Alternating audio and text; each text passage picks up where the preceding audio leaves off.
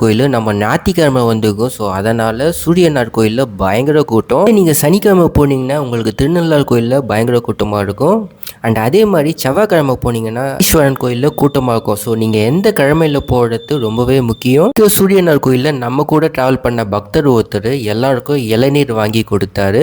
அடுத்து நம்ம வந்த கோயில் பார்த்தீங்கன்னா கஞ்சனூர் திருக்கோயில். ஸோ இந்த திருக்கோயில் பார்த்தீங்கன்னா சுக்கிர பகவானுக்கு ஃபேமஸான ஒரு கோவில். இதில் நிறைய பணம் சம்பாதிக்கணும்னு நினைக்கிறவங்க இந்த கோயிலுக்கு கண்டிப்பாக போங்க. மதியானம் லஞ்சுக்கு பார்த்தீங்கன்னா சாப்பாடு, சாம்பார், ரசம், மோர், வடை, பாயாசம்னு சொல்லிட்டு ஒரு பக்தர் ஸ்பான்சர் பண்ணியிருந்தாங்க.